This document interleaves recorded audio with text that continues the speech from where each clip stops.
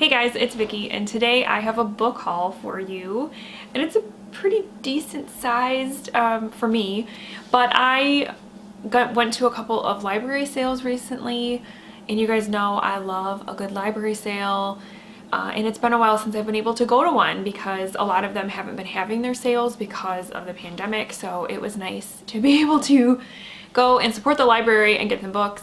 And so I went to my own hometown home library, had one, and then I went to another one locally that I go to every time they have one.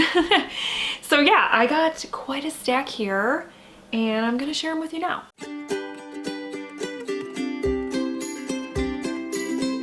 So the first book that I picked up at my local library sale is Peaceable Kingdom by Jack Ketchum, and this is a short story collection by Jack Ketchum.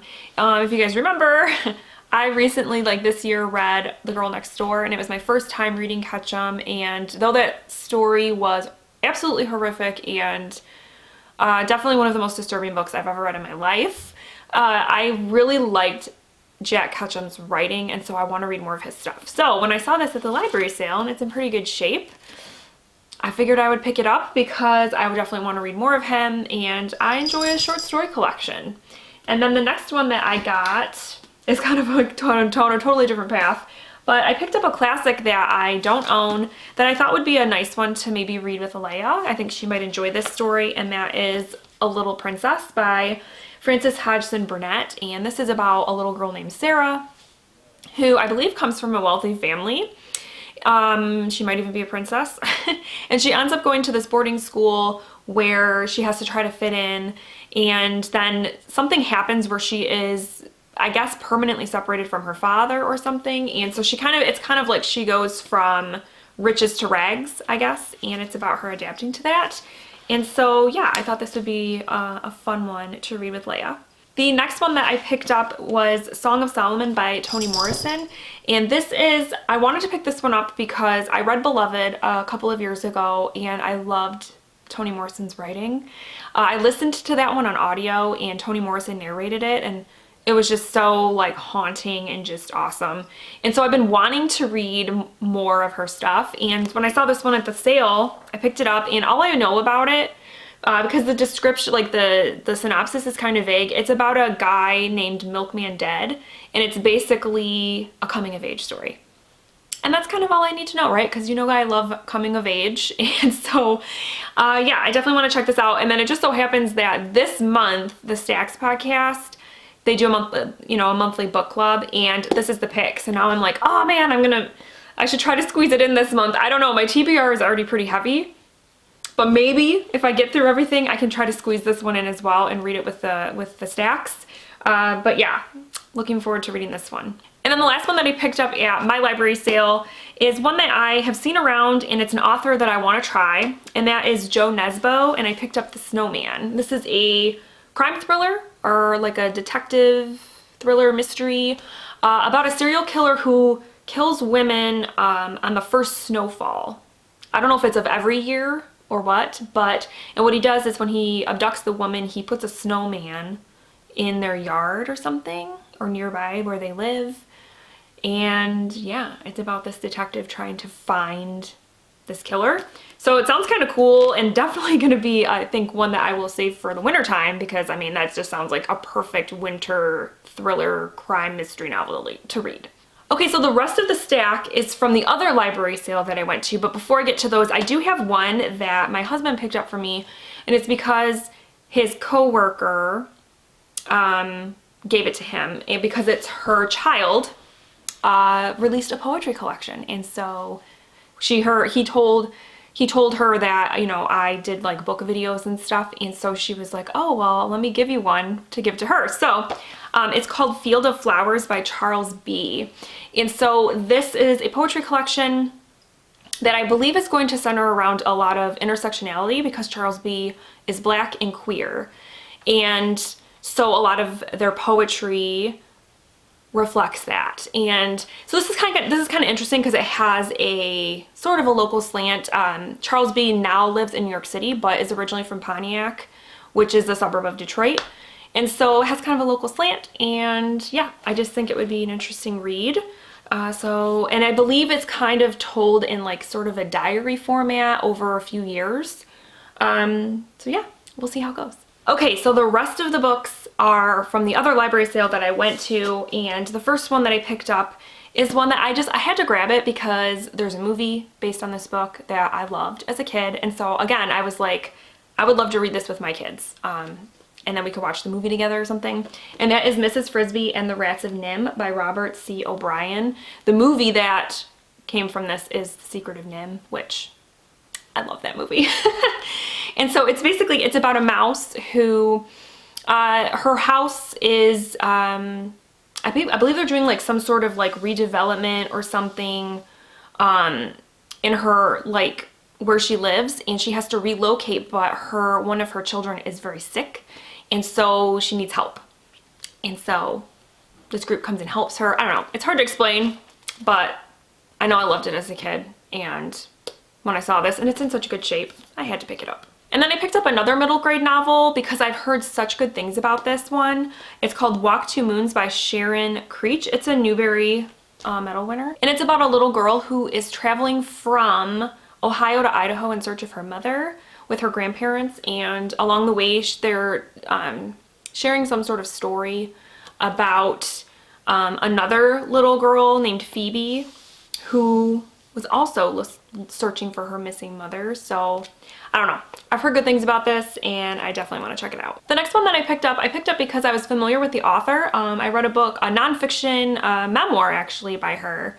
And so when I saw this book and read the synopsis, I thought it sounded interesting, and that is The Vanishing Act of Esme Lennox by Maggie O'Farrell. I really liked the writing in Maggie O'Farrell's memoir. Oh my gosh, I'm blanking on what it's called, but it was good.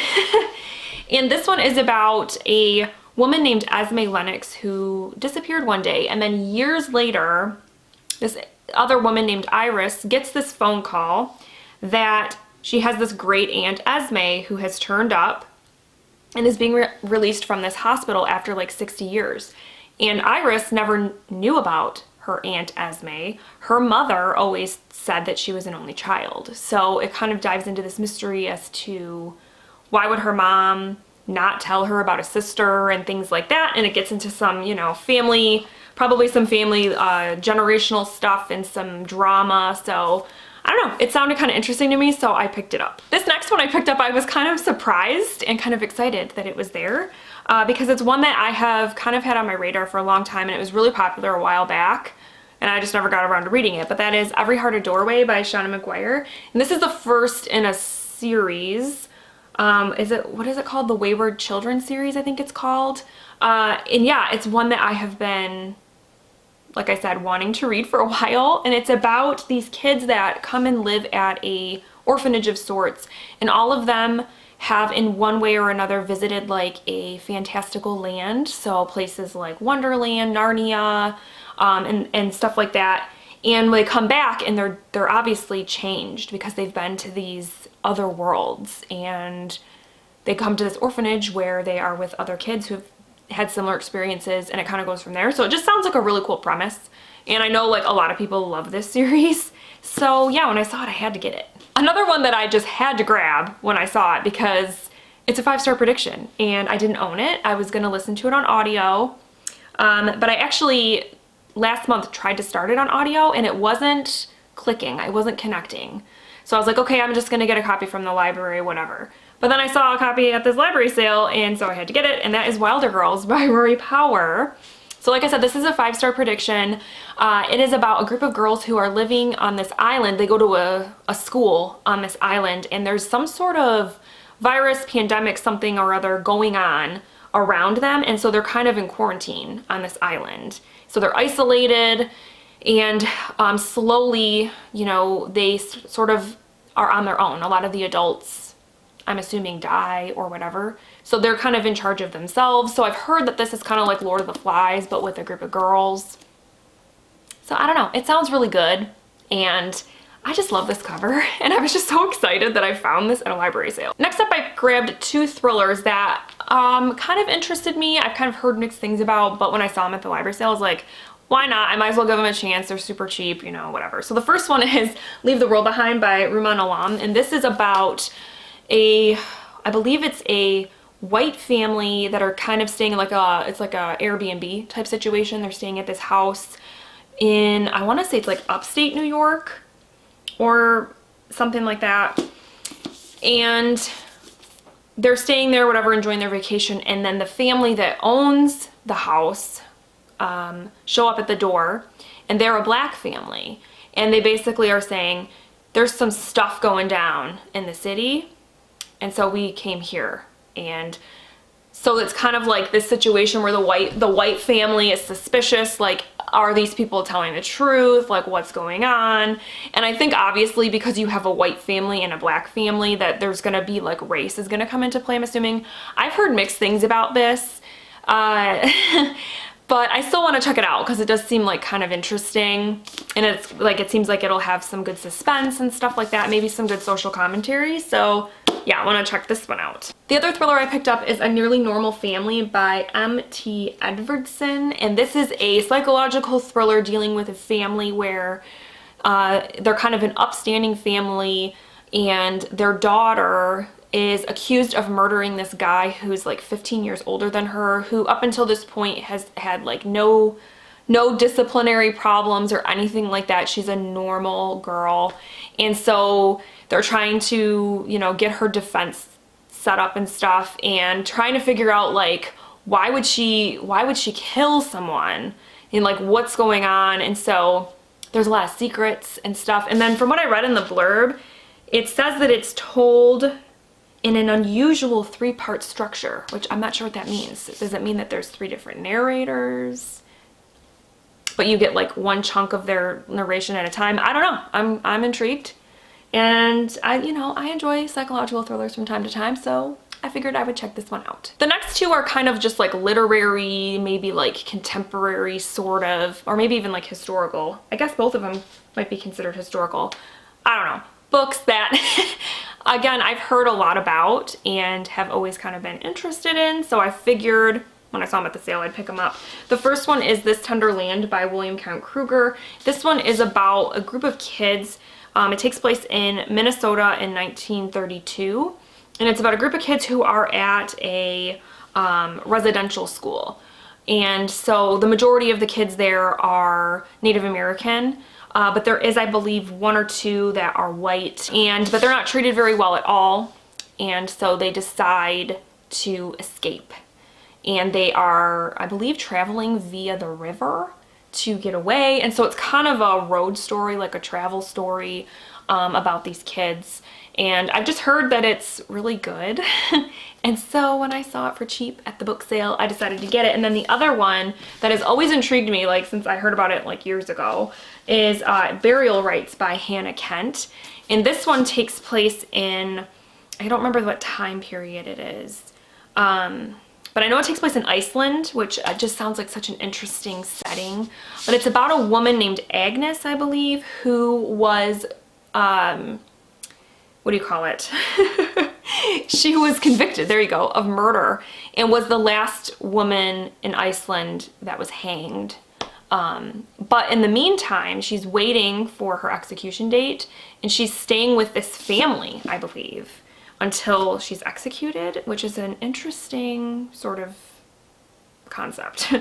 But I've heard that, yeah, this book is beautifully written, that it has obviously some dark stuff, but yeah, I'm interested and I want to check it out. All right, we've got 2 more books, guys. The first of the 2 is, I always look to see if there's some Stephen King books, and usually I don't really find very many, oddly enough, or if I do find some, it's ones I already have. But this one I don't have, and it'll probably be a while before I get to it, but I want it for my collection for when I do get around to it, and that is Under the Dome, which is just a behemoth. But I wanted it because it's like one of those floppy paperbacks, which are the best. And this one is about a town that gets, I remember because they did like a TV series based on this, and I did watch the first season anyway, and was like, okay, you know, I don't know. I've heard mixed things about this one, but it's basically about a town where this like big dome, you can kind of see, appears, and everyone's like trapped underneath it. You can't get out, nobody can get in, and there's some crazy stuff going on. It's fun, you know, I'm working my way through Stephen King, so I will get to it eventually. But yeah, I am a little bit apprehensive. It's very large, and like I said, I've heard such mixed things about it, but I will still check it out. And then this last one is a nonfiction book, the only nonfiction book in this stack, which is interesting, but I had to get this one when I saw it because, well, let me explain it first. I picked up Just Mercy by Bryan Stevenson, and this is about Bryan Stevenson is an attorney who started the Equal Justice Initiative, which is a group that tries to help people that were wrongfully convicted or put on death row to help clear their name and such. And he has helped lots of people save their lives. And I wanted this one because earlier this year, I read The Sun Does Shine by Anthony Ray Hinton, and Anthony Ray Hinton was one of the people that Bryan Stevenson helped. And so I've heard that if you've read The Sun Does Shine, you need to read Just Mercy and vice versa. So I definitely am interested in this and want to pick it up. I thought that The Sun Does Shine was a fantastic read. It was 5 stars. It was just so good. And so I've heard this one also is awesome. So I had to pick it up. All right, guys, so that's my stack of books. I went a little crazy, I'm not gonna lie, but I think it's because I hadn't been able to go to a library sale in a long time, and I just went wild when I got there. But yeah, I'm excited to dive into these books, and let me know if you've read any of these. Which ones should I add to the top of my TBR? Which ones should I get to sooner rather than later? I would love to know that. And let me know if you've picked up any good books lately, because I would love to know what everybody's been getting their hands on. All right, that's all I have. I hope you guys are having a wonderful week, and I will talk with you soon. Thank you so much for watching. Bye.